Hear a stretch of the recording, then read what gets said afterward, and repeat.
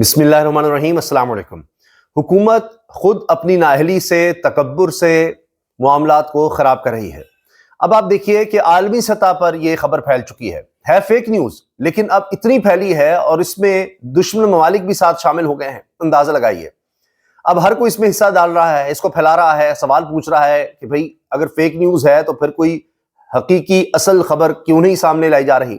उसके लिए अब मुख्तलिफ सहाफ़ी अपनी तरफ से रिपोर्ट करना शुरू हो गए हैं। खबर क्या फैली, अफगानिस्तान टाइम्स, अब ये एक ऐसे ही एक कहा जा रहा है कि जी ये मीडिया एक है ऑर्गेनाइजेशन, न्यूज़ मीडिया, और ये क्लेम करते हैं कि जी हम Afghanistan times news facts and analysis without delay, follow us for the latest developments from Afghanistan and the reason. यहां से काम शुरू होता है और अब तो ये हो रहा है, भारत से भी इस चीज को फैलाया जा रहा है, दीगर जगहों से भी। लिखा क्या है, a credible source from Pakistan has confirmed to Afghanistan Times that PTI chairman Imran Khan has allegedly been mysteriously killed and his body has been moved out of the prison। कहा क्या जा रहा है खबर में कि एक बावसूख जराए ने पाकिस्तान से हमें यह बताया है, अफगानिस्तान टाइम्स को, कि पीटीआई के चेयरमैन इमरान खान को मुबैना तौर पर अजीबोगरीब हालात में मिस्टीरियसली, पुरस्कार तौर पर कत्ल कर दिया गया है, जेल के अंदर ही, और उनकी बॉडी को जेल से मुंतकिल कर दिया गया है, कहीं और शिफ्ट कर दिया गया है। अब ये इतनी फैलनी शुरू हुई कि इसमें दीगर अकाउंट्स ने भी इस सारे को फैलाना शुरू कर दिया। ये इतना फैला कि इस पर रिएक्शन देना पड़ा और मुख्तलिफ सहाफ़ी फिर बीच में आए, उन्होंने कहा जी ये फेक न्यूज़ है, फेक न्यूज़ है। जब ये आई थी मैंने तो सिर्फ कह दिया था, मगर बात यह है कि आप जितने मर्जी लोगों से कहलवा दें कि जी फेक न्यूज़ है, जब तक उनके खानदान, उनकी बहनों की मुलाकात नहीं करवाई जाएगी या किसी जिम्मेदार शख्स की उनकी पार्टी से जिस पर सब लोग एतबार करें, तो मुलाकात नहीं करवाई जाएगी। जब 3-3, 4-4 हफ्ते गुजर जाएंगे और कोई आप अदालत भी नहीं लगने देंगे कि वहां पर ही पेश कर दिया जाए। अब तो यह ना कि अदालत जेल के अंदर लगती है तो फिर वकला से मुलाकात हो जाती है, वो भी खत्म करनी है तो वीडियो लिंक के जरिए पेश करवाना है, वो भी नहीं कर रहे। अब ये देखिए, अभी खबर आई है कि तोशाखाना 2 केस की डियाला जेल में कल होने वाली समाअत मुलतवी कर दी कि जी कानूनी तौर पर मुलजिम को पेश करना पड़ता है। अब कानून रहने गया, उसमें भी ना पेश करें तो कोई पूछने वाला नहीं है, कुछ भी कर लें। आज भी ये नवाज शरीफ पुराने दुखड़े सुना रहे थे कि जी देखें बड़ा जुल्म हुआ, बड़ी ज्यादती हुई, इसको जो लाने वाले हैं उनको भी नहीं बख्शना चाहिए, उनको भी नहीं छोड़ना चाहिए। तो एक फहरिस्त है उनके पास। तो शहबाज शरीफ साहब भी साफियों को फहरिस्त देते रहे हैं, हामिद मीर साहब ने भी इसका इंकशाफ किया है। तो उस फहरिस्त में सिर्फ एक ही शख्स का एहतसाब कर रहे हैं, ये इंतकाम ले रहे हैं उससे। तो अगर वो इस्तेमाल हुआ आपके बकौल और कि जनाब उसकी हुकूमत लाई गई, लेकिन केस किसने बनाए थे? मियां नवाज शरीफ और उनके खानदान के खिलाफ पनामा। उस वक्त तो खान की हुकूमत ही नहीं थी, उससे पहले केस बने, उससे पहले सजाएं हो गई, उससे पहले जेल हो गई।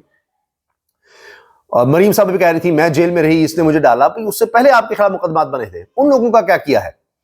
फैज हमीद का कहते हैं, चले मान भी ले जी फैज हमीद उसमें मुलव्वस था, तो फैज हमीद का कोर्ट मार्शल तो इस बात पर हो ही नहीं रहा।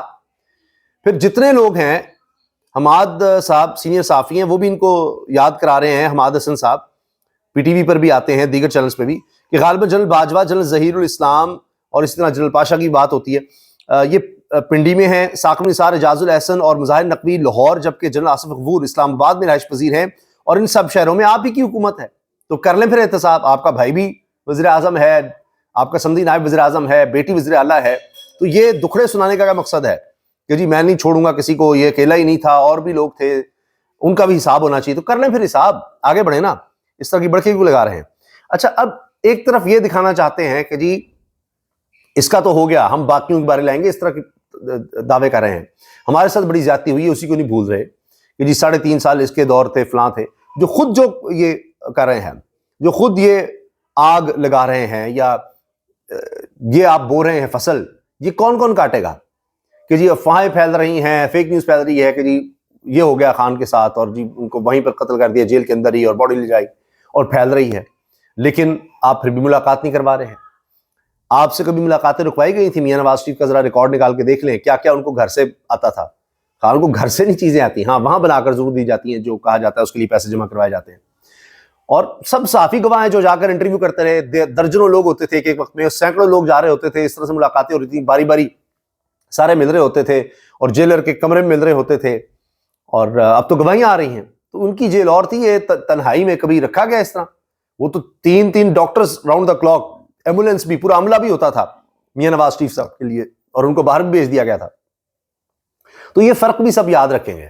تو فیک نیوز اس لیے پھیل رہی ہے, یہ دشمن بھی اس سے فائدہ اٹھانے کی کوشش کر رہے ہیں ملک میں انارکی, انتشار اور اس طرح کی چیزیں کرنے کے لیے. تو اس کا حل یہ ہے, جب آپ یہ ملاقات ہی نہیں کروائیں گے تو پھر حالات تو خراب ہوں گے اور اس طرح کی افواہیں پھیلیں گی. صدیق ساجد صاحب لکھتے ہیں یہ واقعی افغانستان گردی ہے, بھارت کی طرح یہاں بھی جھوٹ کی فیکٹری لگ چکی ہے. افغان طالبان رجیم پاکستان دشمنی میں بہت آگے نکل گئی. فیک اکاؤنٹ سے فیک نیوز جان بوجھ کر پھیلائی جا رہی ہے. اعلیٰ سیکورٹی ذرائع نے اسے بے بنیاد اور جھوٹے دعوے کی اکثر تردید کر دی ہے, اور جتنے بھی لوگ ہیں وہ کہہ رہے ہیں فیک نیوز. لیکن بات یہ ہے جب ملاقات ہی نہیں کروائی جائے گی تو پھر جو مرضی کوئی کہتا رہے اس کو پھیلاتا رہے. یہ ہو رہا ہے. اب فیک نیوز سے آ جاتے ہیں حقیقی نیوز پہ. جو فیک الیکشنز ہوئے ہیں اس پر اب ذوالقرنین اقبال جو کہ پریزیڈنٹ ہیں پریس ایسوسی ایشن آف سپریم کورٹ کے, یہ بتا رہے ہیں کہ پورا دن تمام چینلز رپورٹ کرتے رہے کہ پولنگ سٹیشن ویران پڑے ہیں, صرف آخری گھنٹے میں ووٹرز نکلے. لیکن الیکشن کمیشن کا جاری ٹرن آؤٹ دیکھ کر لگتا ہے ڈبے جنات نے بھرے, کیونکہ ووٹرز تو جتنے تھے رپورٹرز کو نظر آ ہی رہے تھے اور پورا دن رپورٹ بھی ہوتا رہا. تو جو الیکشن کمیشن دکھایا ہے وہ بالکل الٹ ہے. تو دیکھیے جو سچے اور بازمیر صحافی ہوتے ہیں وہ سچ سامنے لے ہی آتے ہیں. یہ اس طرح کے جناب یہ الیکشنز ہوئے ہیں, اور پھر جنات نے جو ڈبے بھرے ہیں یہ دیکھیے اس پہ گواہی آ رہی ہے. اب کل بھی اس کا مطلب ہے ارادہ نہیں ہے کہ کوئی ملاقات ہو سکے, خان صاحب سامنے آ سکیں, تو پھر فیک نیوز پھیلے گی.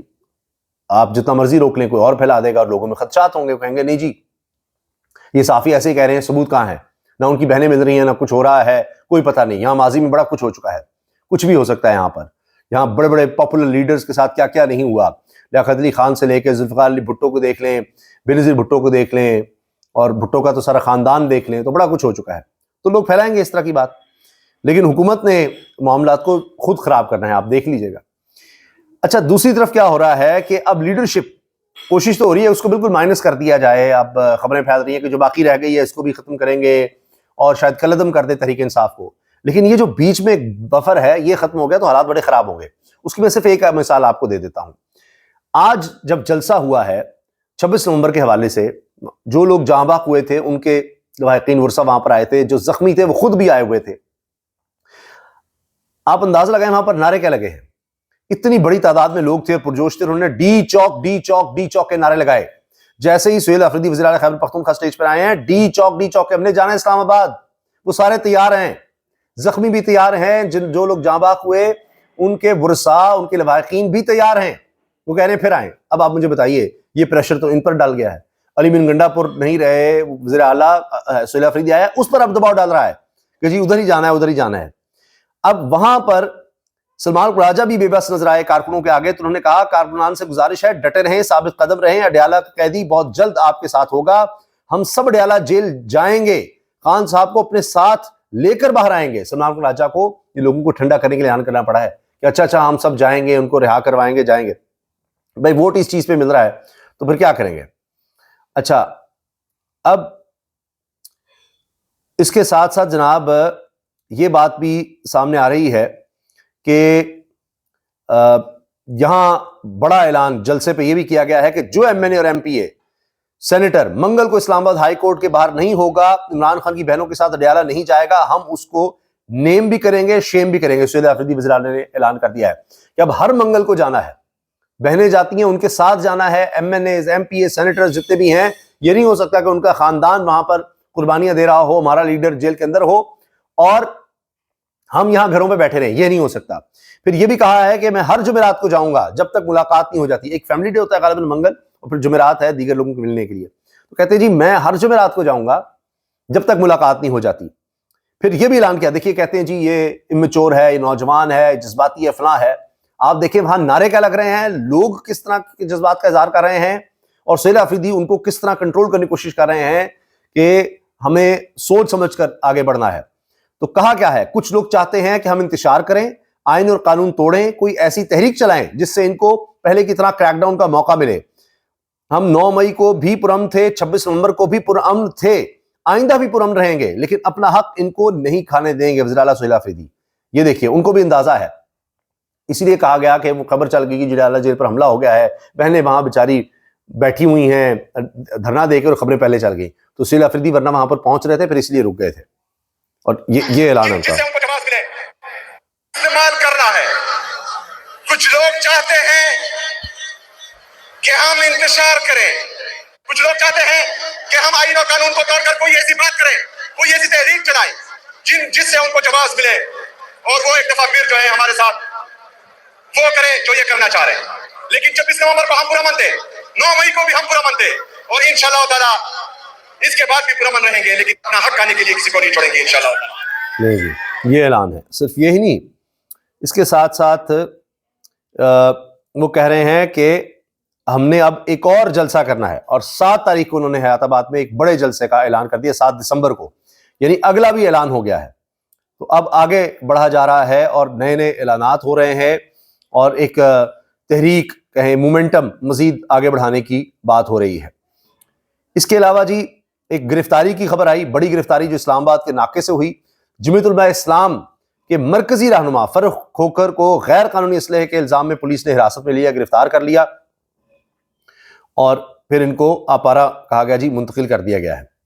تو یہ خبریں بھی آ رہی ہیں ساتھ ساتھ. آخر میں اس موجودہ سیٹ اپ کے, اس نظام کے بڑے حامی, حکومت کے ساتھ, نون لیگ کے ساتھ ڈٹ کر کھڑے ہونے والے شاہ ویس نورانی صاحب, جو اپنی ایک مذہبی جماعت رکھتے ہیں, انہوں نے کہا ہے یہ کیا بے شرمی اور بےہودگی ہے, اذان سے پہلے درود شریف پڑھنا ایک حسین روایت ہے. حکومت کی جانب سے بے لگام بندشوں سے جو شدت پسندی جنم لے گی, اس کے تدارک دہائیوں تک نہیں ہو سکے گا.